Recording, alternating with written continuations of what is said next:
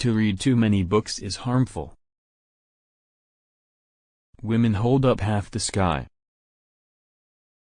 A revolution is not a dinner party, or writing an essay, or painting a picture, or doing embroidery. It cannot be so refined, so leisurely and gentle, so temperate, kind, courteous, restrained and magnanimous.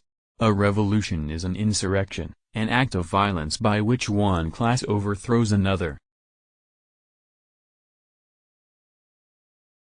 Everything under heaven is in utter chaos. The situation is excellent.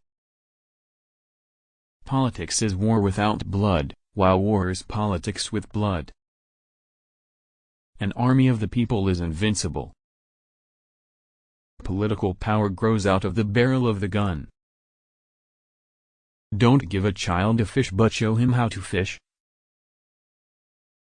Firstly, do not fear hardship, and secondly, do not fear death. The struggle of the black people in the United States for emancipation is a component part of the general struggle of all the people of the world against U.S. imperialism, a component part of the contemporary world revolution. I call on the workers, peasants, and revolutionary intellectuals of all countries and all who are willing to fight against U.S. imperialism to take action and extend strong support to the struggle of the black people in the United States. People of the whole world, unite still more closely and launch a sustained and vigorous offensive against our common enemy, U.S. imperialism, and its accomplices. It can be said with certainty that the complete collapse of colonialism, imperialism, and all systems of exploitation, and the complete emancipation of all the oppressed peoples and nations of the world are not far off. It's always darkest before it becomes totally black. War can only be abolished through war, and in order to get rid of the gun it is necessary to take up the gun. When you point a finger at the moon to indicate the moon, instead of looking at the moon, the stupid ones look at your finger.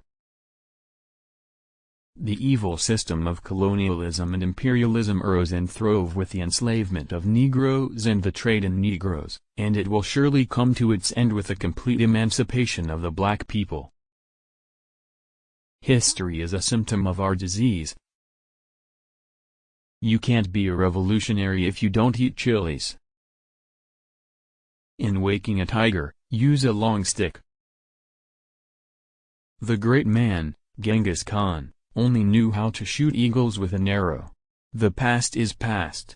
To see real heroes, look around you. To rebel is justified. If the U.S. monopoly capitalist groups persist in pushing their policies of aggression and war, the day is bound to come when they will be hanged by the people of the whole world. The same fate awaits the accomplices of the United States. Communism is not love. Communism is a hammer which we use to crush the enemy. Everything under heaven is in utter chaos. The situation is excellent. The Communist Party must control the guns. Mao recalled, very many members of our family have given their lives, killed by the Kuomintang and the American imperialists. You grew up eating honey, and thus far you have never known suffering. In the future, if you do not become a rightist, but rather a centrist, I shall be satisfied. You have never suffered, how can you be a leftist? I am a lone monk walking the world with a leaky umbrella. Make criticism in good time, don't get into the habit of criticizing only after the event. Historical experience is written in iron and blood. A potential revolutionary situation exists in any country where the government consistently fails in its obligation to ensure at least a minimally decent standard of life for the great majority of its citizens. The atom bomb is a paper tiger which the United States reactionaries use to scare people. It looks terrible, but in fact it isn't.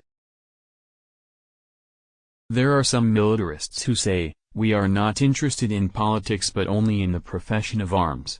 It is vital that these simple-minded militarists be made to realize the relationship that exists between politics and military affairs. Military action is a method used to attain a political goal. While military affairs and political affairs are not identical, it is impossible to isolate one from the other. Politics is war without bloodshed, while war is politics with bloodshed. Marxism consists of thousands of truths, but they all boil down to one sentence: it is right to rebel. This protracted war will pass through 3 stages. The first stage covers the period of the enemy's strategic offensive and our strategic defensive. The second stage will be the period of the enemy's strategic consolidation and our preparation for the counteroffensive. The third stage will be the period of our strategic counteroffensive and the enemy's strategic retreat. Published in this month's Harper's, from a conversation held in Beijing in February 1973. Chairman Mao Zedong: do you want our Chinese women? We can give you 10 million. U.S. National Security Advisor Henry Kissinger: the chairman is improving his offer. Mao: we can let them flood your country with disaster and therefore impair your interests. In our country we have too many women, and they have a way of doing things. They give birth to children, and our children are too many. Men and women must receive equal pay for equal work and production. Political power grows out of the barrel of a gun. Under the white population of the United States of America, only the reactionary classes oppress the black population.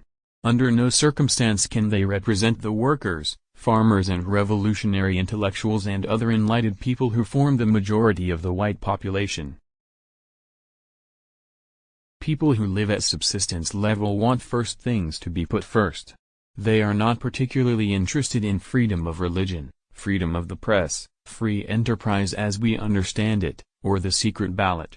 Their needs are more basic: land, tools, fertilizers, something better than rags for their children, houses to replace their shacks, freedom from police oppression, medical attention, primary schools.